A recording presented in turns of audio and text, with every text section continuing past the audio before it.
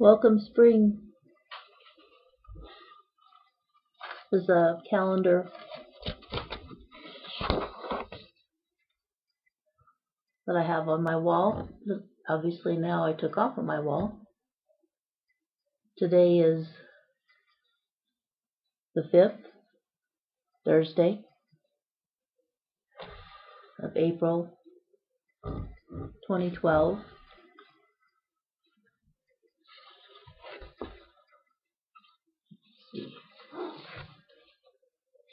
Looks like a good piece of pie there. The recipe. This is from the calendar Gooseberry.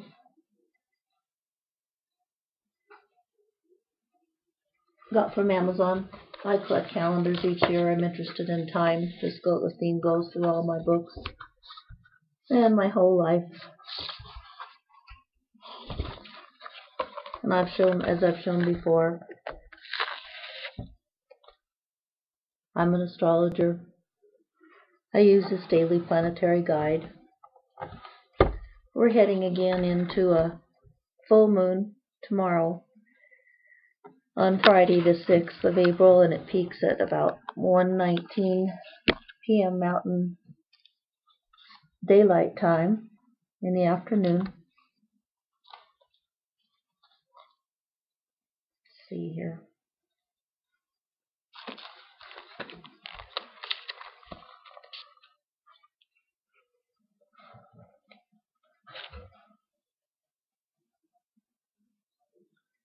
The way you see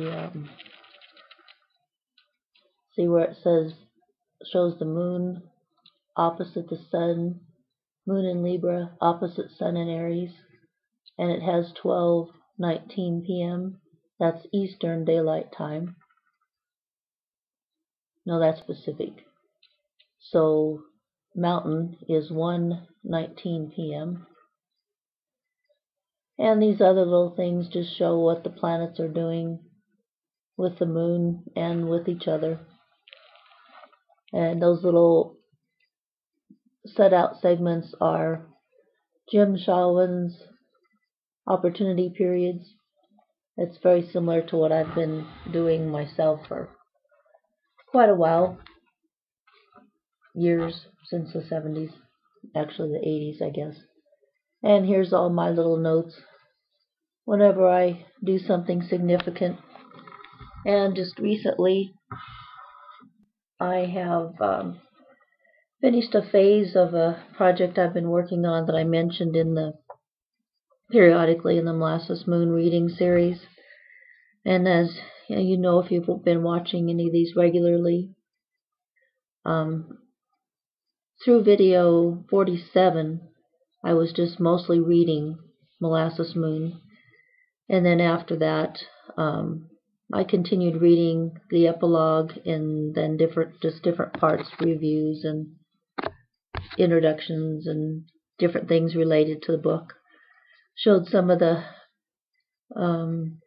series of photographs that go with it. And then from about, I don't know if it was video 49 or 50, that I started just doing commentaries connected with the reading of Molasses Moon, even though the reading of the book is actually finished by then. I'm not sure exactly how I want to continue this. I'm noticing that it would be nice to have the subjects more easily accessible in the title, and yet I haven't wanted to discontinue it as a series, a continuum, so to speak. And when I have these feelings, there is usually a reason, so I usually go with them. So I'm still working with the continuum of the essence and all the themes that started from reading Molasses Moon. I thought I might today just kind of ramble a little bit about the different things I might still want to cover that would be picking up from subjects that are basically still open, or speculations, themes. Of course, I have interest in health, since mine has been so poor all of my life, from premature birth to severe liver problems and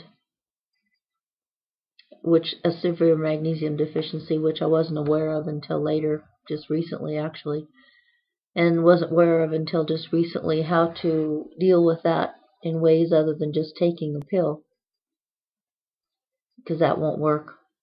And in one of my videos, I explained science fiction type theories of how originally we might have just have as a species originated, possibly even in some kind of a time frame or space frame or whatever, here, somewhere else, who knows, even before Genesis stories like Adam and Eve.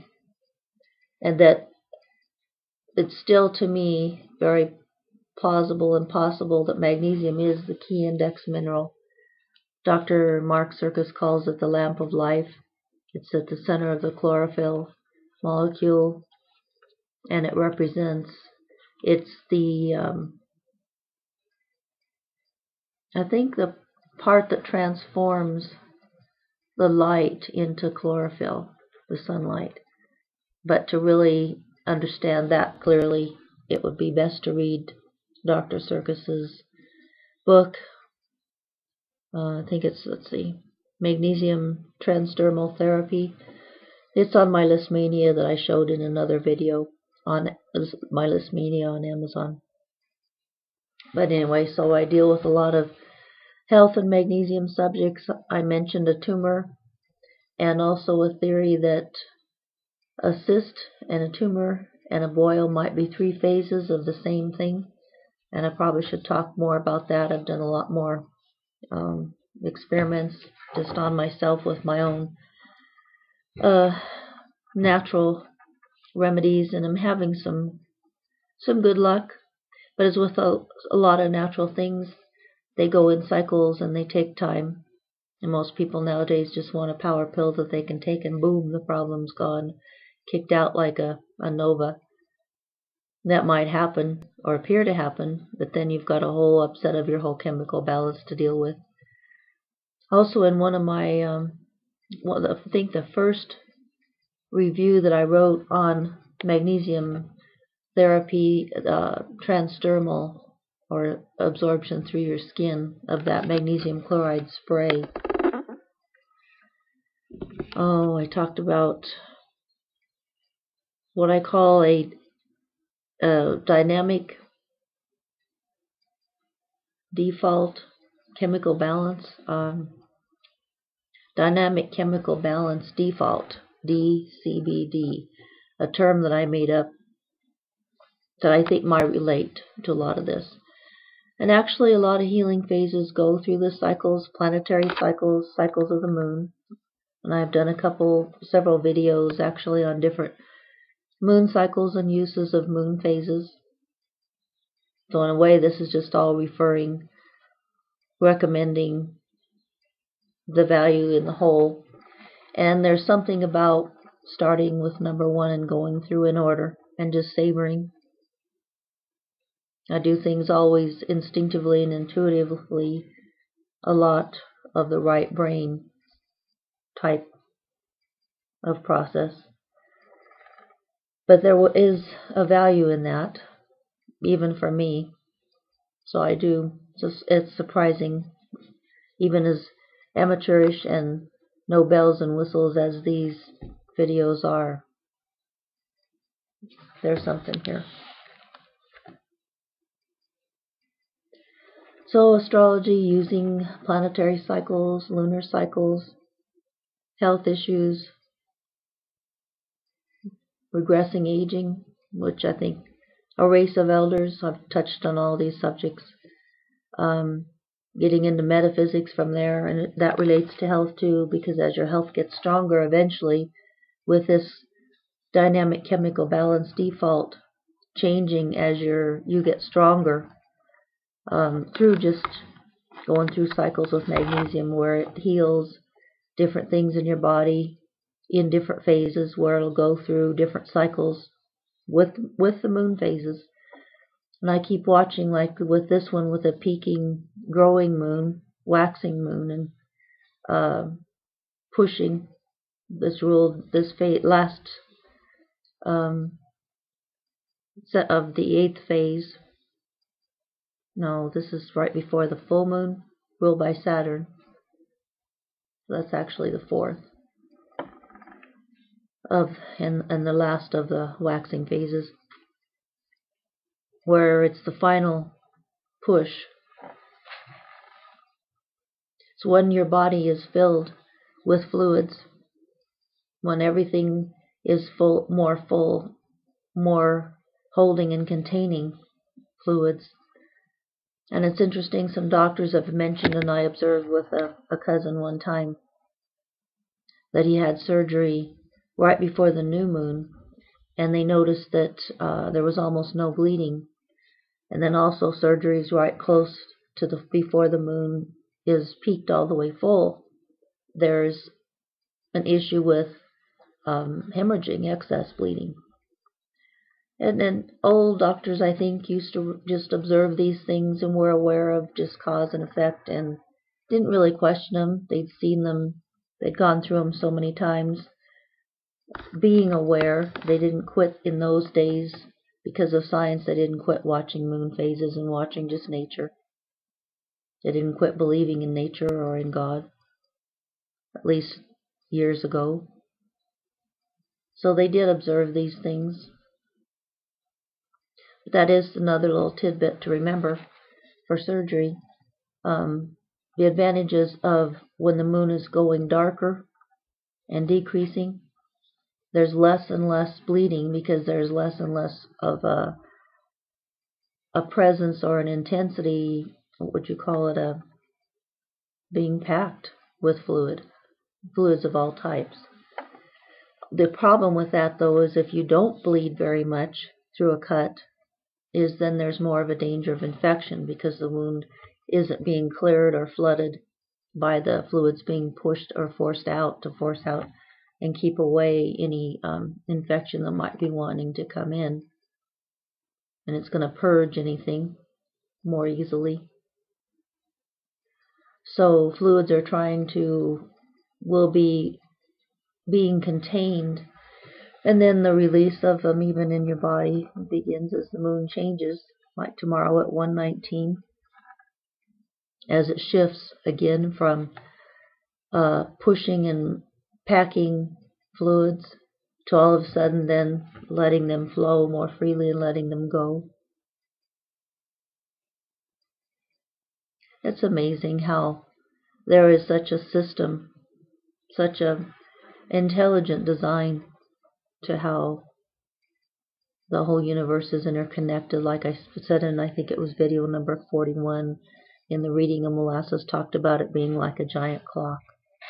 Everything in the universe, everything revolving within its own cycles and rotating around its own sun, and then suns rotating around other suns, galaxies around galaxies, maybe universes around universes.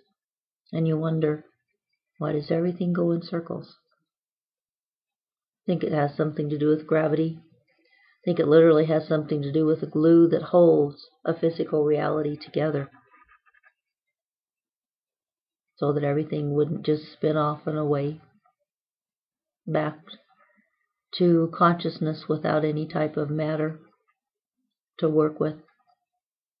Sometimes I wonder, was this all such a good idea or not? Like in my last video contemplating the apple, and whether a physical reality or spirits incarnated is a good idea or not. Of course, on the good days, it's a good idea. On the bad days, you might think not. Have you ever noticed, though, it seems like almost in every other day cycle sometimes, it'll seem like when you're thinking of understanding the difference between good and evil, that first bite of the apple was supposed to have started the knowledge of good and evil, which to me just means an awareness of a separation between what might be considered good and what might be considered evil. And you can take them a step away from most religious viewpoints of evil being something horrifying to avoid and torturous and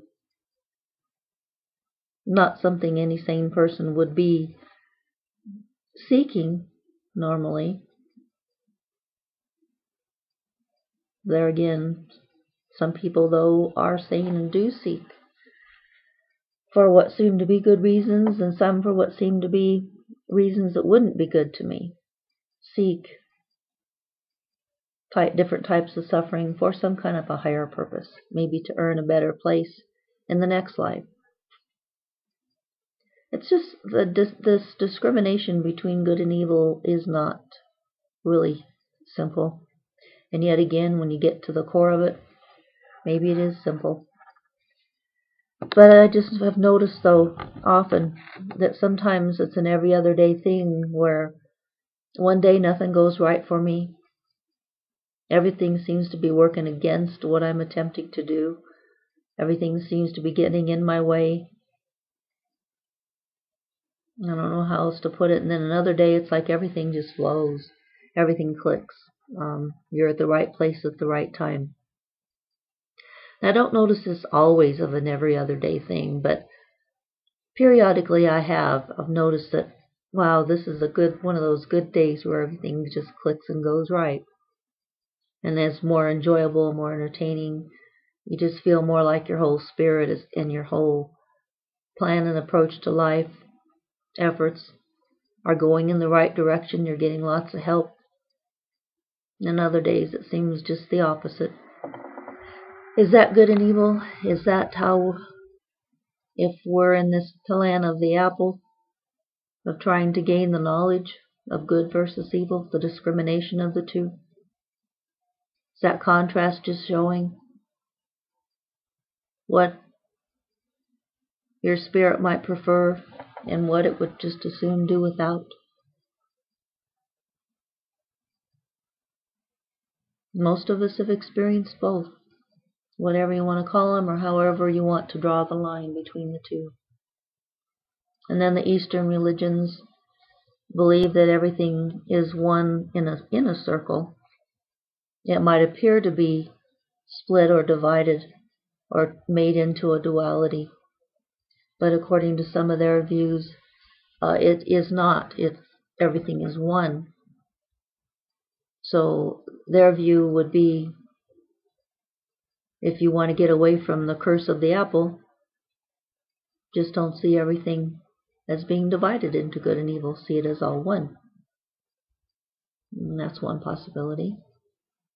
That it's not good and evil, maybe it's just black or white, and that both are good, or this or that, or just two opposite ends of a continuum that usually can happen most clearly and precisely in a physical reality.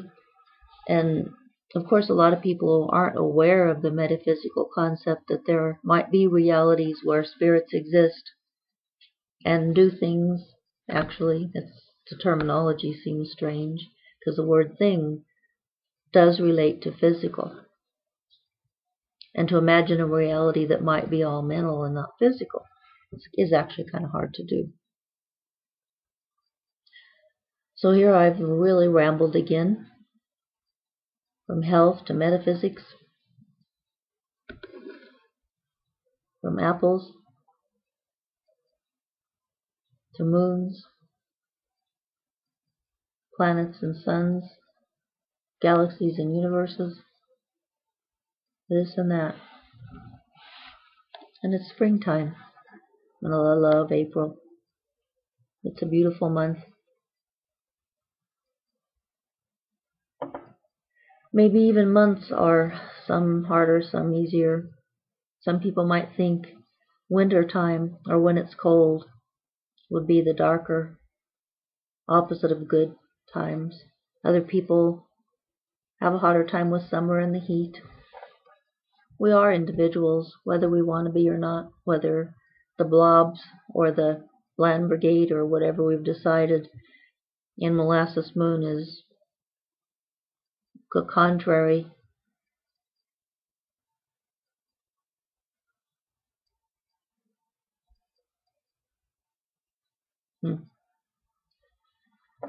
So, now where to go next? And what have I done here today? Anything of value? Given a couple little tidbits about how the moon does work with things. I'm not ready yet to give any details on what I've done to go from a cyst to a tumor on my spine to a boil, which is almost gone now. It's all draining and just on its own with uses various applications of magnesium, certain types of essential oils. Apple cider vinegar, organic apple cider vinegar, seems to have done a lot, just cleaning the area, which is like a wound. Recommended, though. I did watch a bunch of videos on boils on YouTube, and boy, you can go from every which way on almost everything on YouTube videos, which I think is really a plus. Extremely different ways of dealing with the same issue, opposite ways. That in one way it's do this and it'll work right and get rid of your problem. The other way is that's the opposite of what you need to do. Do this instead. There are ways through the traditional medical profession. There are different ways through naturopathic or more natural ways of dealing. I think it's kind of nice in a way that you have so many opposing viewpoints in videos on different subjects. The contrast, here we go again with good and evil, or the knowledge of opposites. One way might just seem a whole lot better to you than the opposite way. But people are showing uses of actual doing things with boils, and some of these were pretty horrendous, pretty kind of disgusting, if you want to call it. Some younger people just fooling around on their own with cutting them open and trying to squeeze out all the poison and washing all the stuff all around everywhere, not realizing that the one thing I had felt to start with is if you ever want to lance a boil, that I just had the feeling that you have to really be careful with the stuff that comes out, that it could be highly toxic. And I mentioned this to my friend, Dr. B.J. Farrell, and she said yes, she had studied through an old country doctor who had done a lot with boils, probably with animals and people both. And he said yes, that especially at certain times, what comes out of a boil can be pretty toxic. And if you don't deal with it right, you can spread it all over your skin and just have them keep coming back. But on the other hand, I didn't want to, you want to get away from the fear of it. And my conclusion was that your body knows what it's doing on certain things, especially internal medicine. And I believe in working with it. And that's what I attempted to do. And it took a little bit longer, but I just worked with it. And the cleaning with the apple cider vinegar, I also watched another video that recommended tea tree, and I've used that. I've used all different essential oils and herbs quite a bit anyway, so I've had a lot of experience with them. I used tea tree and I used eucalyptus. All these are essential oils. And rosemary, peppermint. I always use clove oil and lavender. They're my two standards. Anise oil. Often I'll put that on my tongue just for your stomach. Any upsets or just to help digestion. It helps get rid of gas too, partly because it gets rid of some of the intestines and the parasites in your intestines that cause gas. I've also using a little bit more of the magnesium citrate powder. It's fairly well known throughout a long period of time of medicine of being one of the types of magnesium that are used to get rid of parasites in your system. And it's also the one that used to be used most frequently for intense purging of, and if there's ever severe problems with constipation, that one, if it's used in great amounts. But if it's used in smaller amounts, it has different things that it seems to work with. So I've been using that. The standard dosage is a teaspoon of magnesium citrate comparative to a quarter teaspoon with the magnesium oxide powder that I've showed. And of course, you've got also magnesium. The citrate is acidic on the pH continuum, and the oxide and the chloride are base or alkaline, the opposite of the acidic on the pH scale. So you can go either way of acid or base using different magnesium products. And I haven't read a lot about the use of varying pH. The only thing I have read that's fairly consistent is that sometimes an acidic vinegar or different citrus type fruits, anything with an acid end of the pH continuum or scale, seems to help magnesium be absorbed. Now this, I think, a lot of these are scientific studies, but I take even all scientific studies as speculation, because it seems like for every study another day will come that an opposite viewpoint will be presented.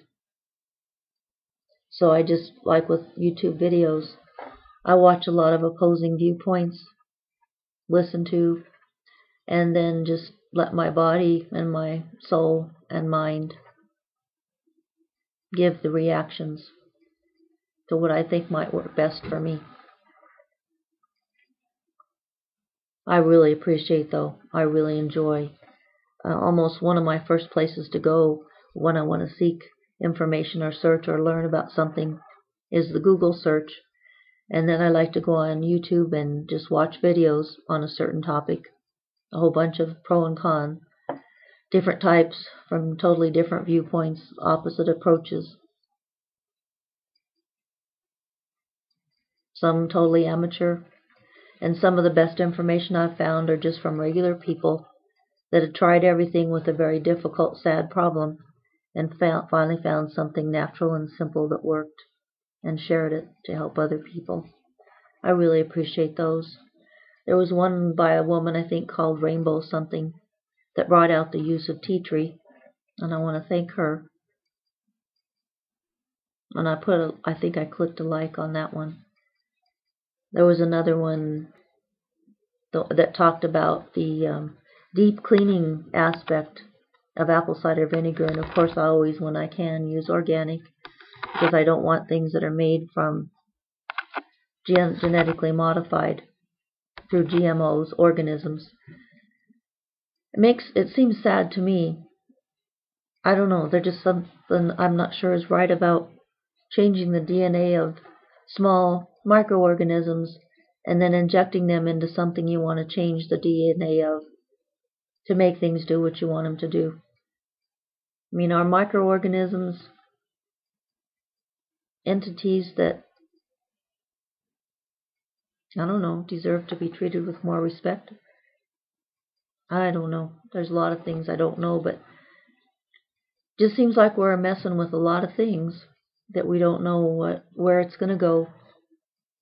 But as I've said before, we seem to be designed to be curious and to poke and prod at things and change things and manipulate and do something and then see what happens. It might blow up in your face, have a catastrophic result.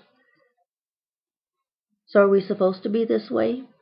Are we supposed to tamper this creativity, this desire to explore the unknown? My feeling is that it's a good thing, but within reason. I think we have two sides of our brain for a reason, the left and the right side, and thankful to science and to different types of studies, we know a little bit about how they're separated, well, in function.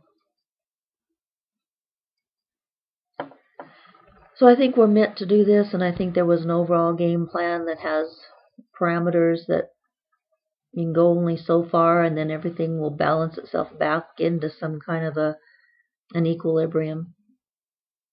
But in the meantime, when you're on some of these extremes, some people suffer in pretty ugly ways. And that's one thing I seem like I've had a strong desire to do from a very young age. What I called it then is to stop suffering. I didn't mean stop my own, wanted to do that too, but I didn't want anybody to have to suffer. I just didn't think it was right. I didn't like it. I wanted to stop it. And I felt there was a way, and that the way shouldn't be so difficult and involved and costly that you choose the problem over the solution. That's one thing I always keep in mind. I'll go for the simplest, easiest solution, or the one that works best for me. And what's easy and simple, natural, and amenable to me might not be to someone else. So we are all individuals, like I say, whether we want to be or not. We all have unique tastes. And we don't need to make the whole world like we are, or like you are, like I am, in order to be safe. We need to just understand and relish, actually, people's differences. Is what I feel right now, anyway. And I've probably rambled on enough. What's the center core of this one? Maybe just the freshness of springtime. Just the attempt to find natural, simple, easy ways to deal with problems. To work with nature. But in your own way, in your own time. Each one of us is a clock. They talk about the biological clock. If you look at the chart when you were born, the circle, as astrologers show it, I wonder if I have a picture of a horoscope in here to show in my book. It's just a circle divided in 12, like a map showing where each planet is at a certain point in time. And like your birth chart horoscope, surely there's one in here, but of course I'm not finding it immediately. But the description will probably work. It's just a circle divided in 12, and then it's like a map, a circular map that shows where each planet and sun and moon were at the time and place, day, month, and year of your birth. That's a mandala, or it's actually a map. It's more than a map, because all these things in here move. It's like a clock. It would be like your clock of your birth. Would be the clock that started when you were born, and that clock interrelates with all the other clocks. Each person is a clock. Each solar system is a clock. Each galaxy, each nebula, each one is a clock with like moving a circular face and an identity. And they all interconnect and interrelate by the motions of the revolutions and rotations. It's fascinating, really. It's awesome. And if you want to read something again that kind of brings to home the precision of an intelligent design of this, the article that I linked called The Architecture of Holiness, Jack Engelhard brought to my attention after viewing my Molasses Moon reading video number. It was either 41 or 51. I think it was 41. I have that on my Facebook page. So somewhere around the time of that video, might have been a little later, but if you really want to find it, you can. Because I have it linked on my Facebook page. Or you probably could just search it. But it's an interesting article. There's something to this universe more than just chance, more than just chaos. And yet chance and chaos are also part of it. Yin and yang, good and evil, up and down, right and left, inside, outside, smaller, larger, quantums, cosmoses. If nothing else, like the Eastern religions say too, maybe it isn't good or bad, it's just interesting. So here's to your achieving an interesting life, kicking out boredom, but also having some comfort, some peace.